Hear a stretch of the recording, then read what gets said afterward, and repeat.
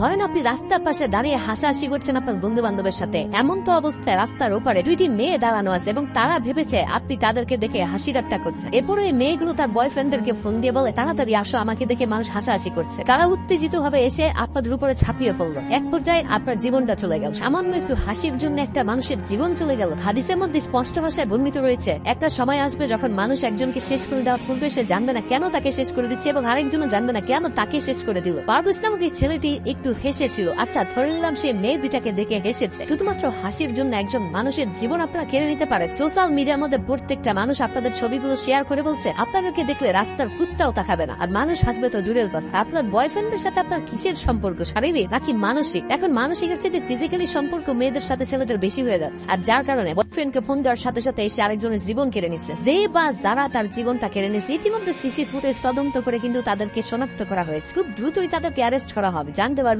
বাকি ঘটনাগুলো। এইসব মেয়ে নামক ডাইনির দল কিন্তু আমাদের চারপাশে ঘুরে বেড়াচ্ছে। এরা ছেলেদেরকে ব্যবহার করছে বাজে কাজ করানোর জন্য। অনেস্টলি ভাই, কোনোদিন কোন ছেলে এদের দিকে তাকানোর কথা না। এদের দিকে মানুষ কেন তাকাবে? আচ্ছা, তাকাইছে নাহলে ভুলবশত একটা ছেলে আপনাদেরকে দেখে একটু হাসি ঠাট্টা করছে, এটাতে এমন দোষের কি হয়েছে? আপনি যে গাড়ির পিছে বসে বয়ফ্রেন্ডের সাথে মনে করেন কাম সেরে দিয়েছেন, চিপাচাপিতে গিয়ে যৌবন জ্বালা মিটাই ফেলছেন। আচ্ছা, এই যে আপনাকে নিয়ে এই ধরনের কথাগুলো বলছি, আপনি হয়তো বা ভিডিওটা দেখবেন, আপনার কি লজ্জা লাগে নাই? এখন তো আবার আপনার বয়ফ্রেন্ডকে পাঠাবেন আমাকে দুনিয়া থেকে শেষ করে দেওয়ার জন্য। পারভেজ যদি হেসে জীবন দিতে পারে, আমরা সত্য প্রকাশ করে তারপর জীবন দিও। তার মনে রাখবেন, এই পৃথিবীতে পারভেজ একা নয়, আমরা সবাই একত্রে রয়েছি। সোশ্যাল মিডিয়া এটা নিয়ে যেভাবে পোস্ট করে প্রতিবাদ করা হচ্ছে, সেইভাবে অফলাইনে এটা নিয়ে প্রতিবাদ করা হবে। সেই সকল মানুষ বেশি হাইনাম দলগুলোকে আর রেহাই দেওয়া যাবে না। এরা মানুষ হইতে পারে। বিশ্ববিদ্যালয়ের মধ্যে পড়াশোনা করে বয়ফ্রেন্ড জ্বালায় গেছে। এই যে এদেরকে যারা বিয়ে করতে চাচ্ছেন, জামাইয়ের আর কোনো কাজ নাই, সব কাজে বয়ফ্রেন্ড করে দিচ্ছে। বাংলা ভাষা বুঝতে পারছেন? বয়ফ্রেন্ডকে ধরে রিমান্ডে নেন, কতবার কোন জায়গায় কিভাবে করছে সবকিছু বেরিয়ে আসবে। যদি বয়ফ্রেন্ডের সাথে ওই সকল আদান প্রদান সম্পর্ক নাই থাকতো, শুধুমাত্র একজন বান্ধবীর জন্য এসে একটা ছেলের জীবন নিয়ে নিত না। জীবন নেওয়া কতটা সস্তা হয়ে গেছে তাদের কাছে। অপরাধী যেই হোক না কেন,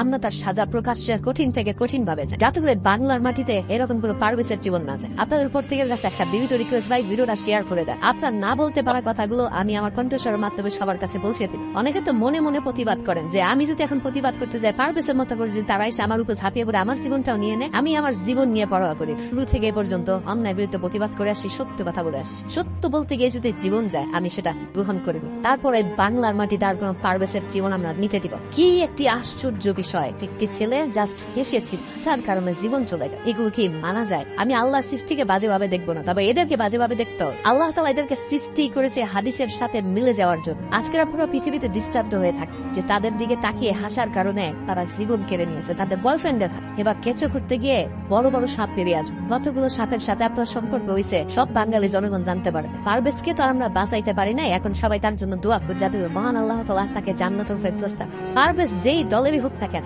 একজন মানুষের জীবন কেড়ে নেওয়া হয়েছে, এটাই হচ্ছে বড় কথা। যার উপরে অন্যায় করা হবে আমরা সেটা নিয়ে প্রতিবাদ করবো, কারণ আমরা কোনো দলের নই, আমরা সাধারণ জনগণ। এই দেশে জনগণের চাইতে শক্তি কোনো দলের হইতে পারে।